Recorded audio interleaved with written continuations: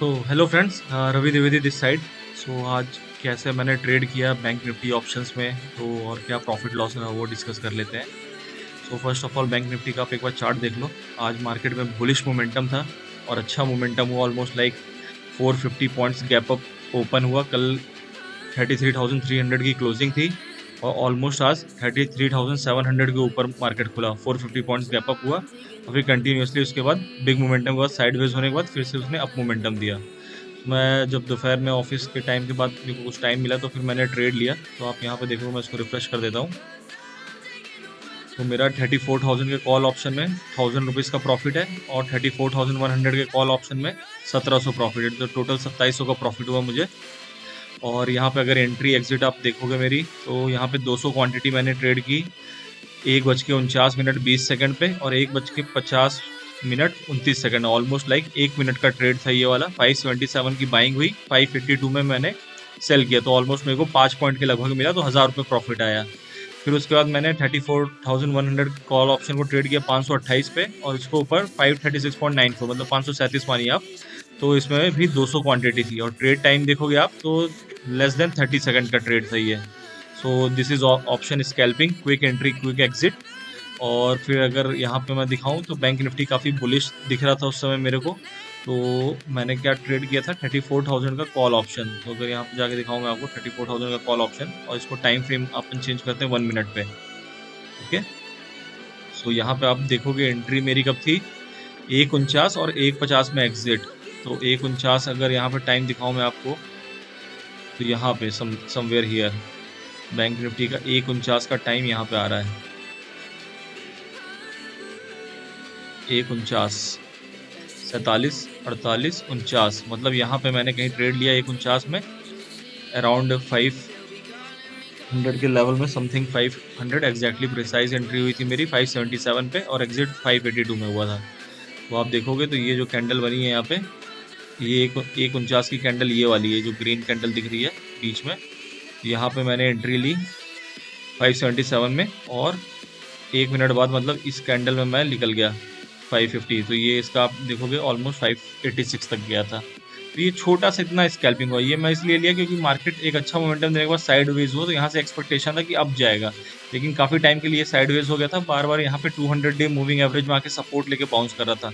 200 moving day बहुत ही important moving average होती है जहाँ से प्राइस बहुत हैवली रिएक्ट करता है। तो यहाँ पे ये ट्रेड था। फिर उसके बाद 34,100 का कॉल ऑप्शन जिसमें लेस देन 1 मिनट 30 सेकंड का ट्रेड था मेरा। तो ये 2:45 पे लिया और 2:45 में ही काटा मैं इसको, 528 और 537। तो 2:45 का टाइम देख लेते हैं अपन। तो ये 2:45 की कैंडल यहाँ पे, ये 2:43, 2:44, 2:45 ये कैंडल पे लिया था। तो 528 मतलब यहाँ पे समवेयर ये जो नीचे का विक दिख रहा है इस लेवल पे, ये वाला यहाँ पे ये जो विक दिख रहा है, तो ये 528 मतलब यहाँ पे समवेयर मेरी एंट्री हुई और 528 में ये 537 है, ये ऊपर गया 550 तक गया था। तो ठीक है, मेरे को डेली 1,000-2,000 का मैं देखता हूँ तो वो मेरे को कंसिस्टेंट रिजल्ट मिल रहा है। और अगर ओवरऑल मूवमेंट देखोगे तो इसका ऑलमोस्ट ये प्राइस यहाँ से 221 रुपये से 570 रुपये का मूव हुआ। सो वही, ये सुबह मॉर्निंग में टाइम का अवेलेबिलिटी नहीं रहती तो उसके कारण ऐसा है। तो ऑप्शन स्कैल्पिंग आप अगर सीखते हो तो क्विक एंट्री क्विक एग्जिट और स्टॉप लॉस भी आपका छोटा छोटा रहेगा। तो इसमें मेरा 2,000 रुपये का 1,000 रुपये का रिस्क लेके मैं ट्रेड लिया था। लेने के बाद तुरंत प्रॉफिट दिखता है तो मैं तुरंत उसको बुक कर देता हूँ, फिर ये नहीं सोचता कि और वहाँ से 100 पॉइंट जाए, 50 पॉइंट जाए। और ऐसे करके अगर दिन में मैं 5-10 ट्रेड भी ले लिया तो वो 5-10 हज़ार रुपये का प्रॉफिट हो सकता है, लेकिन टाइम इतना रहता नहीं है ऑफिस के कारण। तो this is like option scalping. तो आप यहाँ पे और दूसरा एनालिसिस देखोगे तो आज हुआ क्या मार्केट में, बैंक निफ्टी का चार्ट देखोगे, बैंक निफ्टी का समझना है तो आपको एचडीएफसी बैंक और आईसीआईसी बैंक को समझना पड़ेगा। तो यहाँ पे एचडीएफसी बैंक दिख रहा है कि कल की क्लोजिंग यहाँ हुई थी और आज गैप अप ओपनिंग लेके ये ऊपर ही गया प्राइस। यहाँ पे ओपन हुआ 1303 और ऊपर फाइनली 1324, मतलब 20 रुपये पिए गया।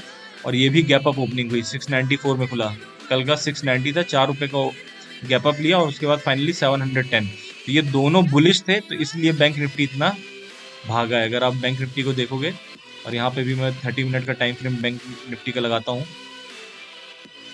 ये 30 मिनट के टाइम फ्रेम में आपको दिख रहा है कि सेम मोमेंटम देखो। आप बस खाली चार्ट को एनालाइज करो कि बैंक निफ्टी के चार्ट और एचडीएफसी और आईसीआईसी में क्या सिमिलरिटी। तो बैंक निफ्टी में क्या दिख रहा है कि कल यहाँ पे क्लोजिंग थी 33,300 के लेवल पे, आज सीधे 450 पॉइंट गैप अप होता है और उसके बाद 2 कैंडल में बड़ा मोमेंटम करता है, फिर साइडवेज हो जाता है, फिर जैसे ये रेंज ब्रेक होती है तो फिर अप साइड में चला जाता है।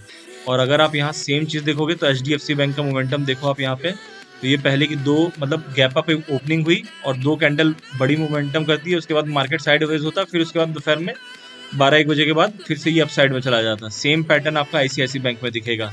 तो यहाँ पे ये देखो गैप अप ओपनिंग हुई और उसके बाद दो कैंडल में बड़ा मोमेंटम किया, फिर उसके बाद साइडवेज हो गया 1-2 घंटे के लिए, फिर उसके बाद दोपहर में 12-1 बजे के बाद आप देखोगे तो अपसाइड मोमेंटम किया। तो सेम चार्ट आपको दिखेगा बैंक निफ्टी का और HDFC बैंक का। तो अगर आपको बैंक निफ्टी के ऑप्शन में ट्रेड करना है तो हमेशा आपको HDFC बैंक और ICICI बैंक को ट्रैक करना पड़ेगा। तो वहाँ से आपको सेंटीमेंट का अंदाजा लगता है कि सेंटीमेंट क्या चल रहा है। सो this is nothing but the trade logic actually. फिर अगर यहाँ पे दिखाऊं कॉल ऑप्शन पुट ऑप्शन का, तो कॉल ऑप्शन पुट ऑप्शन को ट्रेड करने का लॉजिक एक बार मैं आपको समझा देता हूँ जल्दी से।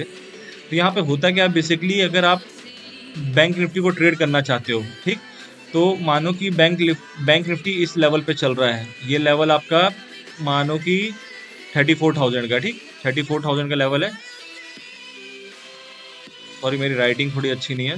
तो ये 34,000 का लेवल है। अब यहाँ पे अगर ऐसा दिख रहा है कि बैंक निफ्टी ऊपर से गिरते हुए ये 34,000 में आ रहा है, तो ये क्या होता है, साइकोलॉजिकल नंबर रहता है। तो यहाँ पे ये ज़्यादा चांसेस रहेंगे कि प्राइस यहाँ से बाउंस बैक करेगा, क्योंकि जो भी ये टॉप के सेलर हैं जो यहाँ से सेल मारे हुए हैं टॉप के प्राइस से, तो मानो ये कि 34,500 का लेवल ही है, ठीक, 34,500 का लेवल है। तो ये 34,500 के लेवल से जो भी प्राइस आपका ऊपर गया है, मतलब वहाँ से जो फॉल हुआ है 34,500 से 500 पॉइंट का फॉल हुआ है, तो ये फॉल होने के कारण क्या होगा, जो सेलर यहाँ पे थे वो नीचे में अपना प्रॉफिट बुक करेंगे, तो वो यहाँ पे बाइंग करना चालू करते हैं। प्लस फ्रेश बायर आते हैं, क्योंकि प्राइस नीचे गिरा है तो इसलिए क्या कहते हैं, वो फ्रेश बाइंग करते हैं। उसके अलावा जो लोग यहाँ पे ट्रैप हो गए, कोई यहाँ पे बाई किया है, कोई यहाँ पे बाई किया है इस पॉइंट में, कोई यहाँ पे बाई किया, तो वो लोग भी एवरेज करते रहते हैं। तो उसके बाद क्या होता है, प्राइस जनरली बाउंस करता है। तो आप अगर सपोर्ट एरिया के पास बाइंग करते हो, ये this is nothing but your support area, तो यहाँ से आपको हमेशा पुल बैक मिलेगा। तो ये सपोर्ट एरिया के पास क्या बाई करना, आपको कॉल ऑप्शन बाई करना है। और सेम लॉजिक क्या रहेगा कि अगर आपको वो करना है और पुट ऑप्शन लेना, तो पुट ऑप्शन क्या लोगे कि मानो यहाँ पे 35,000 का जो लेवल है, ये 35,000 का लेवल है, मैं पूरा नहीं लिख रहा हूँ इसको, राइटिंग इसमें थोड़ा मेरा डिस्टर्ब हो रहा है। सो 35,000 का लेवल, तो मानो यहाँ से जब प्राइस नीचे से सस्टेन करते हुए ऊपर जा रहा है 35,000, तो दिस इज साइकोलॉजिकल रेजिस्टेंस, ये रेजिस्टेंस की जैसे एक्ट करेगा। तो यहाँ पे क्या होगा, जो यहाँ पे नीचे बायर हैं वो लोग ऊपर में प्रॉफिट बुक करेंगे, जो यहाँ पे बाई किया वो ऊपर में सेल करना चालू करेंगे, प्लस एडिशनल सेलर आ जाते हैं। क्यों? क्योंकि प्राइस अच्छा हाई मिल रहा है, तो वहां से एक डाउन मूव आने का हाई प्रोबेबिलिटी चांस रहता है। और प्लस जो लोग गलती से यहाँ पे सेल मारे हुए हैं, जो फंस गए हैं, जो यहाँ पे सेल मारा, तो वो ऊपर में और एवरेज करके सेल मारता है, तो इसके कारण क्या होता है, डाउन मूव मिलता है अपने को।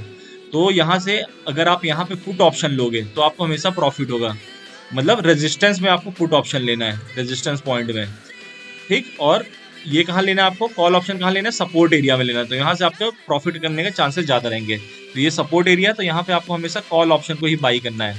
तो कॉल ऑप्शन यहाँ से आपका अच्छा मोमेंटम करता है। फिर और भी मैं इसका ट्रेड लॉजिक और डिटेल एनालिसिस करूंगा और समझाऊंगा आपको, लेकिन फिलहाल के लिए बस ये समझिए कि क्या सपोर्ट और रेजिस्टेंस क्या होता है।